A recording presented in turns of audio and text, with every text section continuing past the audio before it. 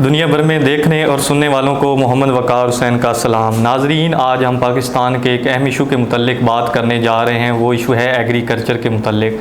पाकिस्तान एक ज़रई मुल्क है। ज़रई मुल्क होने के बावजूद आज भी पाकिस्तान में जो किसान हैं वो दर बदर की ठोकरें खाने पर मजबूर हैं। अगर बात की जाए गन्ने के वाजिबात की, तो गन्ने के वाजिबात पिछले साल के अभी तक अदा नहीं किए गए। अगर उसके साथ बात की जाए खाद की, तो खाद के असूल में काश्तकारों को शदीद मुश्किलात का सामना है। अगर दूसरी तरफ बात की यानी ज़रई आलात की, तो हुकूमत की जानिब से ज़रई आलात पर जो सब्सिडी दी गई थी वो भी ख़त्म कर दी गई। इन तमाम इश्यूज़ पे बात करने के लिए स्टूडियो में हमारे साथ मौजूद हैं सीनियर एनालिस्ट उमर ख़त्ताब वट्टू साहब। वट्टू साहब, वेलकम, आपने हमें ज्वाइन किया। तो वट्टू साहब, आज इन तमाम इश्यूज़ पे हम आपसे बात करेंगे। तो सबसे पहले हम आपसे पूछना चाहेंगे कि जो गन्ने के वाजिबात हैं पिछले साल के अभी तक जो मिल्स हैं, शुगर मिल्स हैं, उनकी तरफ से अदा नहीं किए गए, इस बारे आप क्या कहना चाहेंगे? देखें वक़ार भाई, जो गन्ने के वाजिबात हैं ये काफ़ी सालों से, जब से मतलब होश संभाली है, तो ये मसला सुनते आ रहे हैं, देखते आ रहे हैं, ख़ुद भी ज़िम्मेदारी से मुंसलिक हैं, ख़ुद भी ठोकरें खाई हैं। तो शुरू से ये रवायत चलती आ रही है कि एक ज़िम्मेदार पूरा साल मेहनत करता है, गन्ने को काश्त करता है, उसके ख्वाब होते हैं, उम्मीदें होती हैं कि जनाब मैं जब मेरी फसल पक जाएगी मैं उसको सेल करूंगा, तो मैं ये काम करूंगा, अपनी बच्चियों की शादी करूंगा या अपना कारोबार बढ़ाऊंगा, रोज़गार बढ़ेगा। साफ ज़ाहिर है उसका बिज़नेस होता है ये। तो शुरू से कोई मसला नहीं, लेकिन बीच में कुछ जो है केन कमिश्नर साहब आए, उन्होंने कुछ एक्शंस लिए। जो मिल्स के ऑनर्स हैं उनके हवाले से उन्होंने जो एक्ट था उसमें तरमीम करवाई, थोड़ा सा उनको टफ़ टाइम दिया, जिसकी वजह से एक बहुत बड़ा कदम उठाया गया केन कमिश्नर पंजाब की तरफ से कि जो भी पेमेंट आएगी वो दूसरा जो भी ज़िम्मेदार होगा उसके अकाउंट में पेमेंट आएगी। तो वो एक आधा साल अच्छा गुज़रा, लेकिन जब से ये हुकूमत आई है, इम्पोर्टेड हुकूमत, वही जो है तर्ज, वही रवायत दोबारा से बहाल हो चुकी है जो पहले चलती आ रही थी कि अवाम बेचारे किसान जो हैं, देखिए किसान कितनी अहमियत के हामिल हैं, क्योंकि ये आपको पता होना चाहिए कि किसान रीढ़ की हड्डी की हैसियत रखते हैं, क्योंकि पाकिस्तान एक ज़रई मुल्क है और पाकिस्तान की ज़राअत अच्छी होगी, फसलें अच्छी होंगी, पैदावार अच्छी होगी, तो मुल्क जो है उसकी मईशत बेहतर होगी। जो हम कर्ज़े ले रहे हैं IMF से और दूसरे ममालिक से, और अतिया और इमदाद लेने के लिए हम बाहर जाते हैं, सऊदी अरब के आगे या दूसरे दोस्त ममालिक जो हैं उनके आगे हम भीख मांगते हैं। तो ये ज़राअत पर उतना फोकस नहीं किया जा रहा। ज़िम्मेदार जो हैं उनको जितना रिलीफ देंगे, आप रिलीफ की छोड़ें, आप उनके वाजिबात नहीं दे रहे जिसके वो हकदार हैं। जो चीज़ उन्होंने गन्ना आपको बेचा है उसके आप पेमेंट नहीं दे रहे। देखें जो मिल्स हैं वो तकरीबन मार्च में बंद हुई हैं, अभी जो है वो जून का महीना चल रहा है, तो कितने महीने हो चुके हैं, लेकिन लोगों के वाजिबात अदा नहीं हुए और अभी तक नज़र भी नहीं आ रहा, कोई उम्मीद जो है वो नज़र नहीं आ रही। आगे से ये कहा जाता है, अगर जो इंतज़ामिया के हवाले से बात करें, जो अफसरान हैं, तो वो यही कहते हैं कि हमने आगे आपका मैसेज कन्वे कर दिया है मिल्स की तरफ या GM की तरफ, लेकिन जनाब अकाउंट में पैसे नहीं है, मिल के पास पैसे नहीं है। अगर GM के पास भी लोग जाते हैं तो वो भी यही कहता है कि जनाब मेरे इख्तियार में नहीं है, हेड ऑफिस जो है वो पैसे भेजेगा तो अकाउंट में पैसे आएंगे, तो तब जो है वो पेमेंट मिलेगी। इस पे एक्शंस कौन लेगा, ये बड़ा एक सवालिया निशान है, क्योंकि एक्शन लेना होता है इंतज़ामिया ने, उसके बाद जो सियासतदान हैं उन्होंने इस बात को यकीनी बनाना होता है कि वो अपने किसानों को बर वक्त पेमेंट की अदायगी कर सकें। लेकिन इशू ये है कि वो क्यों करें, क्योंकि जो सियासतदान हैं उनमें से ज़्यादातर जो सियासतदान हैं, पॉलिटिशियंस हजरात जो हैं, उनकी अपनी मिल्स हैं, शुगर मिल्स हैं, तो वो कैसे करें? क्योंकि एक मिल जब चलती है, जब किसानों की पेमेंट रोक के वो 2 और मिलें लगा लेते हैं उनकी पेमेंट को डिले करके, तो वो उनका बिजनेस है, लेकिन उनको कोई फ़र्क नहीं पड़ता। ज़िम्मेदार की जो मजबूरियां हैं, ज़िम्मेदार के जो मसले हैं, उसके साथ जो भी हो जाए उनको कोई फ़र्क नहीं पड़ता। ज़िम्मेदार रोता रहे, मरता रहे, उनको कोई फ़र्क नहीं पड़ता। भट्टू साहब, जैसे आपने कहा कोई फ़र्क नहीं पड़ता, हमारे जो सियासतदान हैं इनको अगर दूसरी तरफ बात करें खाद की, तो खाद के बगैर आपको पता है कि फसल का ग्रोथ करना या नशोनुमा पाना नामुमकिन होता है। जो यूरिया खाद है वो मार्केट में ब्लैक में फ़रोख्त हो रही है, उसके असूल में भी काश्तकार दर बदर की ठोकरें खा रहे हैं, तो इस बारे आप क्या कहना चाहेंगे?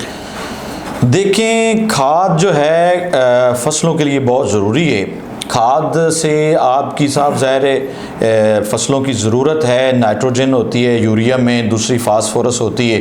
तो ये बढ़ोतरी का जो अमल है खाद के बगैर नामुमकिन है। जब तक खाद नहीं डालेंगे आपकी पैदावार में इजाफा नहीं होगा। पैदावार में इजाफा नहीं होगा तो आपकी जो प्रोडक्शन है वो कम होगी, जो मुल्क की ज़रूरियात हैं वो पूरी नहीं होगी, चाहे गंदम है चाहे जो भी फसल है। तो ये इसलिए बहुत ज़रूरी है। लेकिन इसमें मसला ये है कि पहले तो डीएपी जो है वो नज़र नहीं आती थी, गायब हो जाती थी। लेकिन पिछले चंद सालों से, 2 सालों से, 3 सालों से जो यूरिया है उसका काफ़ी फुकदान है। यूरिया गायब हो जाती है। स्टोर्स पर देखें यूरिया नज़र नहीं आएगी, दुकानों पर आपको यूरिया नज़र नहीं आएगी। यूरिया को पर लग गए हैं वकार साहब, यूरिया को पर लग गए हैं। कोई पूछने वाला नहीं है। ब्लैक में फ़रोख्त हो रही है, 3200 रुपये में फ़रोख्त हो रही है। 2900 तकरीबन मेरे ख्याल में उसके राउंड अबाउट इसका रेट है। लेकिन 3200 पर ज़िमीदार ख़रीदने पर मजबूर है। वो ज़िमीदार जिसको रिलीफ देना चाहिए या सब्सिडी देनी चाहिए, वो महंगे दामों फ़रोख्त हो रही है खाद। कोई पूछने वाला नहीं। इंतज़ामिया जब गंदम की बारी आती है तो उस वक्त फूड का जो महकमा है वो एक्टिव हो जाता है। जो इंतज़ामिया, रेवेन्यू डिपार्टमेंट, सारा माली, चौकीदार, जो पटवारी, तहसीलदार, नायब तहसीलदार, एसी, डीसी साहब सारे एक्टिव हो जाते हैं। इवन के इस दफ़ा ज़िमींदारान के घर भी छापे मारे गए हैं। उनको भी कहा गया है कि जनाब आप जो है वो गंदम जो है वो सेंटर पर बेचें, ज़्यादा ना रखें 25 मन से। उनको भी बाज़ लोगों को शिकायत भी आई है हमारे पास, उनको तंग भी किया गया है कुछ जो इनके मुलाजमीन हैं उनकी तरफ से कि जी हमें तंग किया गया है। तो देखें, मैं मानता हूं कि गवर्नमेंट जो है उसका हक बनता है कि वो लोगों से या फूड के लिए, वो अगर गंदम के असूल के लिए लोगों के पास जाते हैं ठीक है, लेकिन जब खाद नहीं मिलती ज़िम्मेदार को, उस वक्त कहाँ होती है इंतज़ामिया? उस वक्त माली कहाँ होता है? उस वक्त फूड इंस्पेक्टर कहाँ होता है? उस वक्त फूड का जो इंचार्ज होता है वो कहाँ पे होता है? उस वक्त एसी साहब कहाँ पे होते हैं? उस वक्त डीसी साहब कहाँ पे होते हैं? वो क्यों नहीं आते?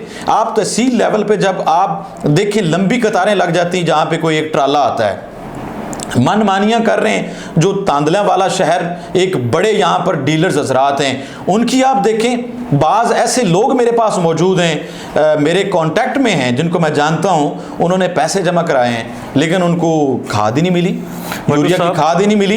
आप इतना जुल्म कर रहे हैं अवाम के साथ, फिर अगर खाद आती है तो आप ब्लैक में उसको फ़रोख्त कर देते हैं। कुछ जो छोटे डीलर हैं, सब डीलर बनाए हुए हैं, उनको ज़्यादा रेट पे बेच देते हैं, वो आगे ज़िम्मेदारों को बेचते हैं। और जो ज़िम्मेदार बड़े डीलर के पास जाता है वो कहते हैं ये आप हमारा देख लें, स्टोर देख लें, ये हमारी शॉप देख लें, हमारे पास कोई स्टॉक मौजूद नहीं है। एक आधा ट्रक जो है चंद लोगों को तकसीम करवाया जाता है इंतज़ामिया की तरफ से। क्या उससे ज़रूरियात पूरी होती हैं ज़िम्मेदारान की? ये एक बहुत बड़ा सवालिया निशान है इंतज़ामिया पर। मैं इंतज़ामिया से ये अपील करता हूँ कि इस पे होश के नाखुन लें, इस पे गहरी नज़र रखें और अल्लाह के लिए, खुदा के लिए कुछ करें इस पे। और सब खुदा के लिए कुछ करें। अगर यहाँ पर बात की जाए, जो किसानों की तर्जमानी करने वाली तंजीमें हैं वो किधर हैं? वो गायब हैं, वो क्यों नहीं बात करती? किसानों के हकूक़ गस्ब किए जा रहे हैं इन पर।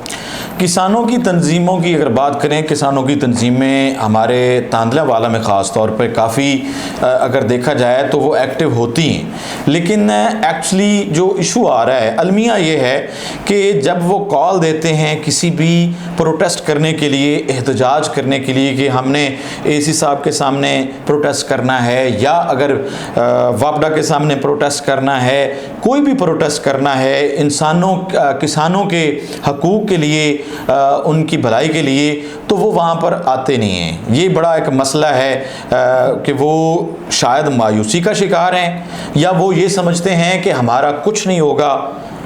जब तक उनको ये अशोर नहीं होगा कि उनके हकूक़ जो है वो उनको मिलेंगे या उनकी आवाज़ को सुनने वाला है, जब तक उसको यकीनी नहीं बनाया जाएगा, मेरा ख्याल है कि किसान जो है वो किसी भी तंजीम की कॉल पर सड़कों पर नहीं आ सकते। भट्टू साहब, किसान खुशहाल नहीं हो सकते जब तक वो अपने हकूक़ के लिए बाहर नहीं निकलेंगे।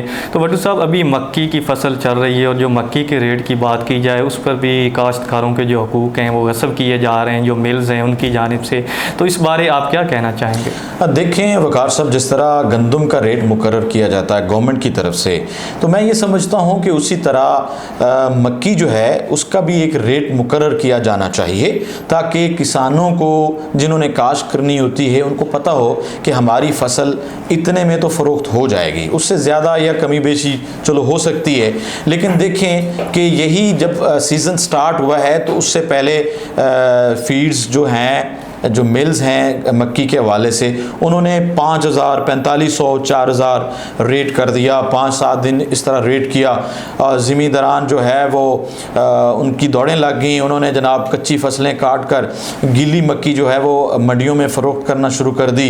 आगे से उनको जूते पड़े, रेट कम पड़ा, किसी की 1,800 में बिक रही, किसी की 2,200 में बिक रही, किसी की 3,000 में बिक रही, 4,000, 5,000 रेट है।